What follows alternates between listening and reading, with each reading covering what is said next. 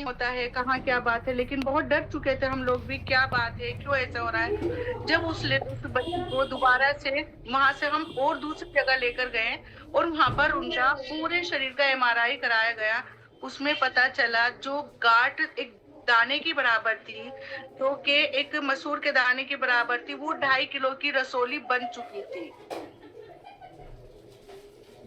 वो एक छोटी सी गांठ 2.5 किलो की रसोली बन चुकी थी।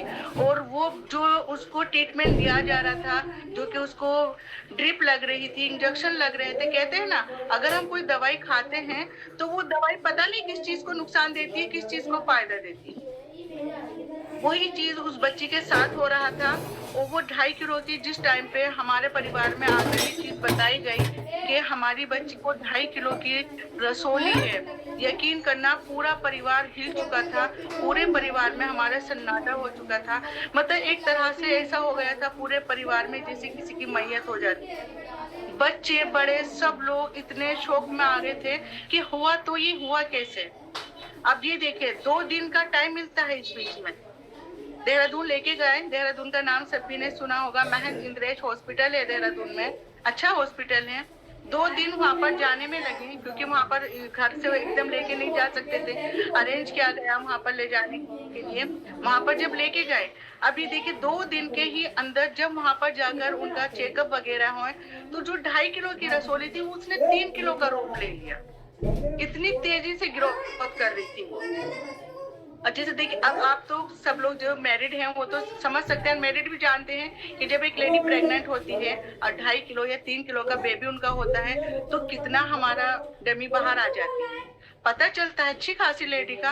अब ये देखिए वो बच्ची, कमजोर सी बच्ची, उसका क्या होगा, वो बच्ची किस तरह से सहन कर पा रही थी, वो बच्ची किस तरह से बर्दाश्त कर रही थी। उस बच्ची का बस ये था कि हम सब लोग भी इतने परेशान थे। जब उसको लेके जाया गया, डॉक्टर ने बोला कि इनका यूट्रस निकालना पड़ेगा, तो और ज्यादा हमारे साथ परेशानी पे परेशानी बढ़ रही थी कि इनका यूट्रस निकालना पड़ेगा, उसके बिना बात नहीं होगी। सब जगह एक दूसरे से बात की गई कि नहीं, यूट्रस नहीं जाना चाहिए, बच्ची है, अगर बच्ची का यूट्रस ही निकल गया तो फिर क्या होगा। परिवार में एक तरह से बहुत गम का माहौल था, लेकिन कहते हैं बस हम दुआओं में लगे हुए थे, अपने अल्लाह ताला से दुआ कर रहे थे, सभी मिलके दिन रात दुआएं की जा रही थी। तो इस तरह से डॉक्टर आए वहां पर, तो जब उनसे बात की गई तो उन्होंने बोला कि नहीं, हम ऐसा करते हैं, जब उसका सीजर किया गया तो जो एक नला होता है वो नला निकाल दिया गया।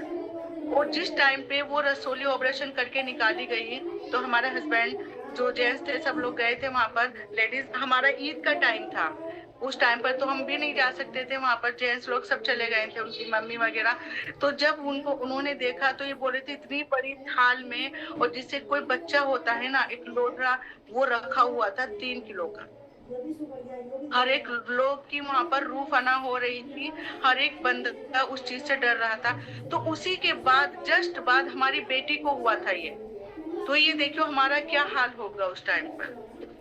दिन रात परेशान थे हम, इतने परेशान थे, बस ना हमें पैसा दिख रहा था, ना हमें कुछ दिख रहा था, बस हर टाइम बस दुआ करते रहते थे। यही रहता था कि ऊपर वाले, हमारी भी बच्ची है, जैसा हमारी बच्ची के साथ हो ऐसा कभी अल्लाह ताला किसी भी बच्ची के साथ ना करे, किसी की भी बेटी के साथ इस तरह से ना हो। लेकिन जब हमारा प्रोडक्ट, हमें हमारी जिंदगी में ये प्रोडक्ट आया, आज वो बच्ची है, उसको दोबारा से सिस्ट बनने लगी थी।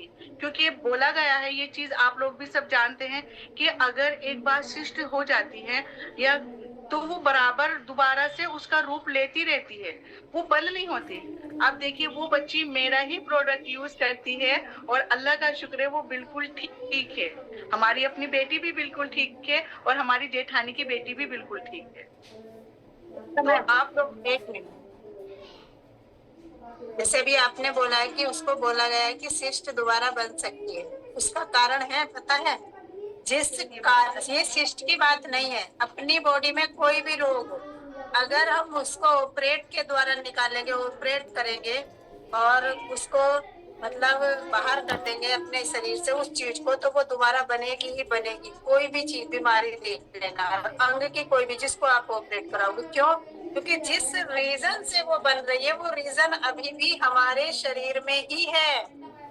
बिल्कुल। बनने की प्रक्रिया खत्म कैसे हो?